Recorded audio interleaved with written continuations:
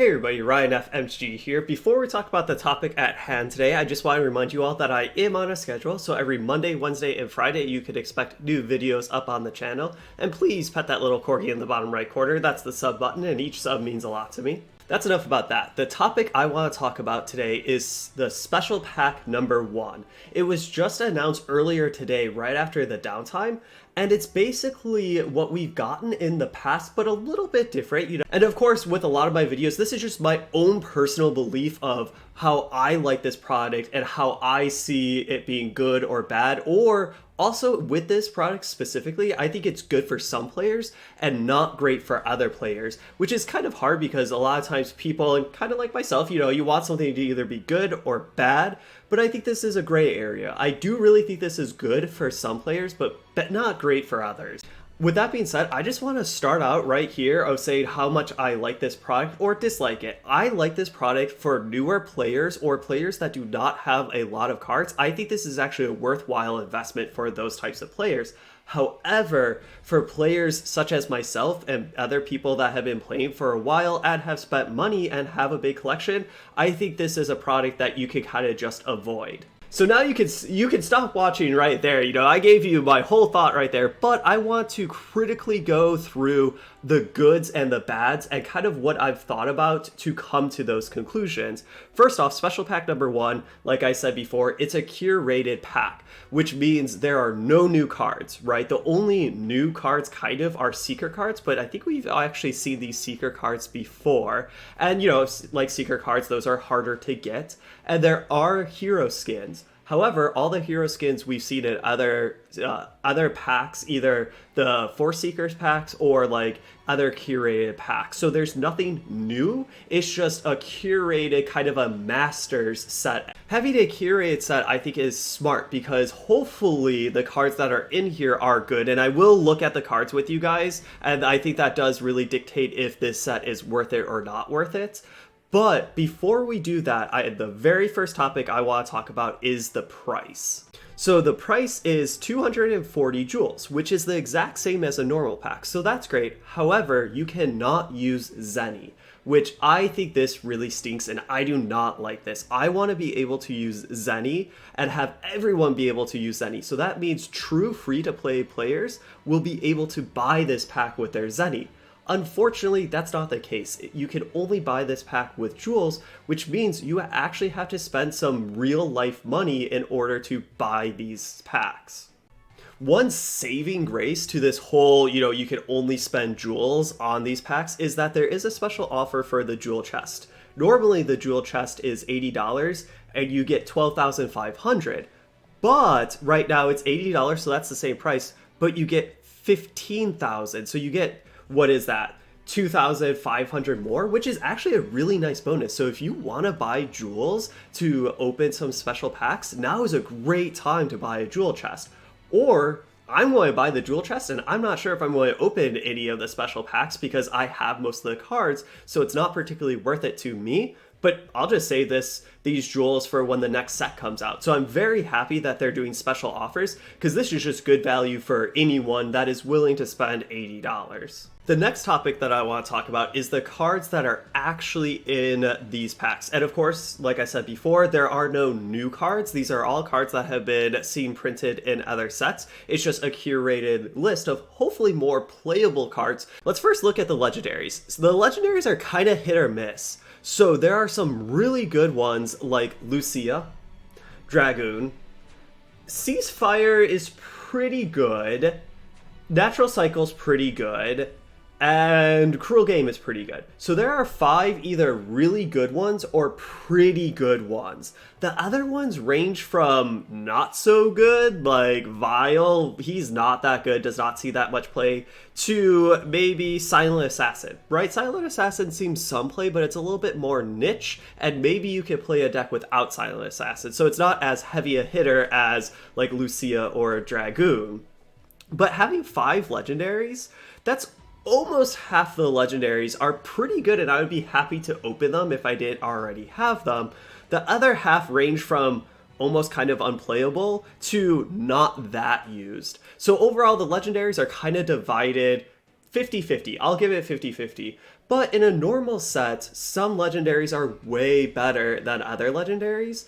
I do think overall, in most sets, the percentage is a little bit more than 50% of the playable ones that you actually want. So overall, the curated pack, the legendaries I wish were a little bit better, but I think they're a pretty good list. Let's look at the epics. I will say I'm very happy with the epics that are in this pack, and epics are worth a lot of soul, so opening up these feels so good. There's so many that are really playable, like Bashima Awakening, Trust Aim Suspicion, Hado Strike not so much, but Kennedy, Nash, Chill Penguin, BB Hood, Dimitri kind of a little bit here or there, very specific decks but still played. And like the list goes on, you know, you have Rainy, you have Gold Orb, you have Iris. All those are really good that see a ton of play. Each color has a lot. You have Ibuki, Tyrex, you know, and then for black you have Dynamo, Rebirth, right? Rebirth and Tyrant. Those are some really, really good cards. Also the other Tyrant. These are awesome cards that see so much play. Also, Obliteration, I forgot that this was even in here. I'm very happy with the epics. Of course, there are some like M. Bison and some that don't see as much play. But overall, I'm really happy with the epics. And I feel like if you did not have a lot of these epics, this is why this pack could be worth it to you. Because there's so many epics that you want playsets of. Like, if you don't have a playset of Iris, that's awesome. You want Iris because Iris is played so much. So I feel like each and every color has quite a few, way over 50% of them, that I would be very happy to own. The rares follow the same vein as the epics. Overall, I'm very happy with the rares. I won't go through all of them, but you know, you have Sneak Attack, Neon Tiger, Rashid, right? Or then Carlos. Like, a lot of those red ones are very much played. Even the ones that aren't played as much, like Grizzle Veteran is only played in some decks, but it's still not completely useless. Like, if you're playing a Grizzle Veteran deck, you definitely want 3 of, right? And the same goes for each and every color. Layer? That's awesome. You know, Evasion Action? Awesome. Same with purple, right? You have Palermo, Hookshot, Dulcim, you know, not seeing super much, but a good amount. That like Selfless Predation, Mad Massacre, G-Adult, Crow, False Throne, like all these rares are pretty darn good. Yes, there are some that maybe feel a little bit bad, but overall are very good. The commons also follow a similar vein with the last 2 rarities of I like most of these commons. I do think the percentage of the more unplayable or less played ones are a little bit higher in the commons, but that's just because a lot more decks don't play as many commons. So there's not as many playable commons in each and every color, but overall I think they do a really good job. Most of these cards are played in some decks. Some are not played, but they feel very good. I'm not going to go through all of them because obviously there's a lot of commons because both sets have the vast majority of commons. Overall, my final thought about what cards are actually in this curated list, I like the cards that are in this curated list. I think the legendaries are a little hit or miss, but the epics and rares are especially hits to me. I think it's a great set of epics and rares that feels very good, and a lot of those cards see play, so it is nice to give those cards to more players. Same with the commons. I think the commons are just a little bit less than the rares and epics, but I still feel like the list of commons are pretty good. So overall, this is why I say if you do not have a lot of these cards, this set could be very much worth it, because I think higher percentage wise, you are pulling cards that you are going to be playing compared to if you're just opening, you know, core sets or the Force Seekers or any other regular packs. I think the last topic that I want to touch on is the hero skins. This is a hot topic because most people are not the most happy with how hero skins are obtained. If you don't know, it's basically random. It's basically like a seeker card. We don't really know the drop rate. However, it looks very low, kind of like how the seeker cards are, you know, you don't get a lot of them, but when you do, it feels great. And they're just, you have a random chance to open one of these. The hero skins are awesome, especially like this Evil Ryu. Man, do I want this. And you could have opened this in the Force Seekers. I unfortunately have not. I love the skins, and I hope that Teppen keeps making skins. However, I hope they kind of start to be more like Hearthstone, or even like Street Fighter 5, right? Where you could just buy them. You know, charge me $5 or $10, whatever price you want, and maybe I'll buy it, maybe I won't.